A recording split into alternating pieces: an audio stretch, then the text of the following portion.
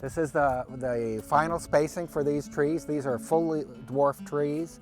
They're on a 9 rootstock. I don't remember if this is an M9 or a Bud 9, but regardless, this is a Golden Delicious. It's in pretty nice balance, I think.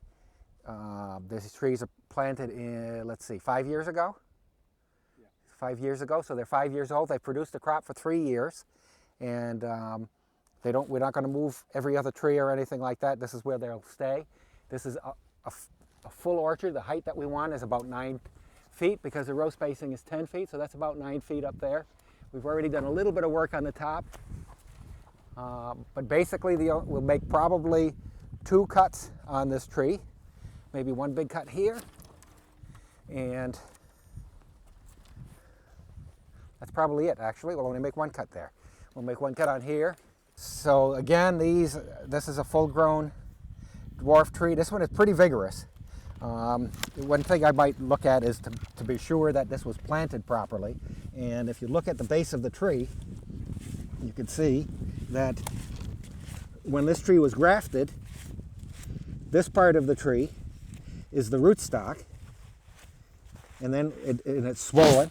That's actually where the graft took place, and then from here up is the variety. So we have a dwarfing rootstock. This is actually planted a little too deep. I'd like to see this entire swelling out of the ground. And that's one of the reasons that this tree is a bit more vigorous, and I'd like to see it. At one time we were planting them just 2 inches above. Now we're planting them 8 inches above. But this tree was planted a bit too deep. So the tree is a little bit vigorous, but it's okay. It still fits our system. It's just going to take a little bit more pruning. So we're looking to remove any branches that are 1/2 to 2/3 the diameter of the tree where it leaves the tree. So this branch, for example, it looks like it's about maybe half the diameter of the trunk. And so it's probably ready to come out. When I make my cut, I'm going to make the cut sort of flat here. And what I'm looking to do is to leave a good bud on the bottom of this branch, bottom of this stub, so that I'll get a branch to break like this one. That'll break underneath and will produce a stem like this, and this has a fruit bud on the end. And so it will encourage the tree to regrow a new branch. We call that renewal pruning. And it should regrow a weak branch because the bud will be coming out from the bottom as opposed to the top. There's no bud left here. So the buds will be on the bottom. And so again, we need to take out any of the strongly upright growth. Can you get that, Andy?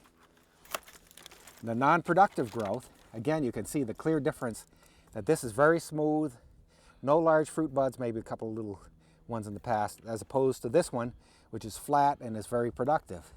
And so we'll just take this out to thin it out.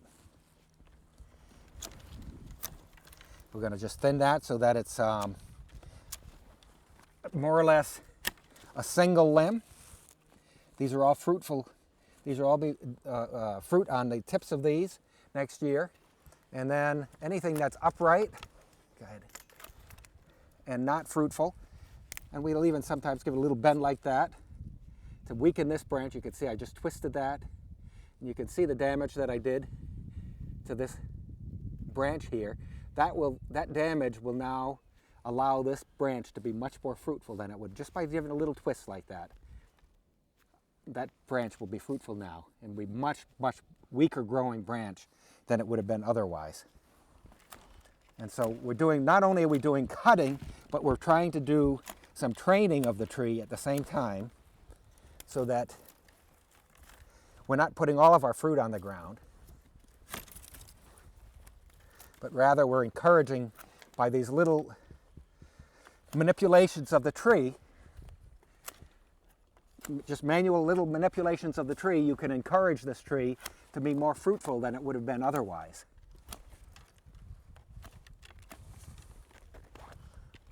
We do tie the tree to, in this case I think there's 5 wires, 1, 2, 3, 4, 5 wires. So we tie the tree at 5 different places so that if there's a storm, the tree is not relying on itself only to hold the crop up and not break off.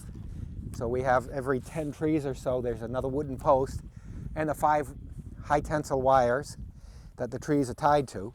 This is drip irrigation, and you really can't see them, but there's a tiny little hole. There's one right there. There's a good example right there of a drip emitter. And so there's one in between each tree, in between each two trees. There's one here, one there. These drippers drop about a half a gallon of water per hour. And so we'll run this during the season for, probably 2 to 3 hours a day when it's dry. We'll put a couple of gallons of water at the base of the tree. Keeps the leaves dry. We're just trying to irrigate the roots of the tree. Keeps the humidity down in the orchard, and it uses a lot less water than in the past when we used to use overhead irrigation. As you get into the middle of the summer, you need to be careful because you're going to bruise the fruit when you take the brush out of the tree. But in terms of the tree itself, it will respond differently at different times of the year. If you prune from June on, you get much less of a return growth, you get much less vegetative growth, vigorous growth. When you prune at this time of the year, when you prune in the winter time, then you get a stronger return growth simply because there's still a lot of reserve in the roots, a lot of carbohydrate reserves in the root, and so we're taking the balance, we're taking away wood from the top of the tree, so the balance of nutrients is stronger in the root of the tree now than it will be in the summertime when you have lots of growth going on, and when you remove those leaves and those branches, you throw off the balance even more than you do at this time of the year because you're not producing any carbohydrates in the top of the tree at this time of the year. So then the response is you get much less growth than you do when you prune at this time of the year. We don't really worry about ice storms because when we prune these trees, we're pruning the trees to be able to sustain the weight of a crop. And so if the weight of the crop is going to take this branch and bend it right down like this, you get an ice storm, the odds are, even if you get that bending, it's not going to be so much that it's going to break the branch. See, we prune to favor wide angles here. And that's the place that you'll see breakage from an ice storm is where there's a narrow angle. We've already eliminated the narrow angles just in our normal pruning. And so this tree is set up to take weight.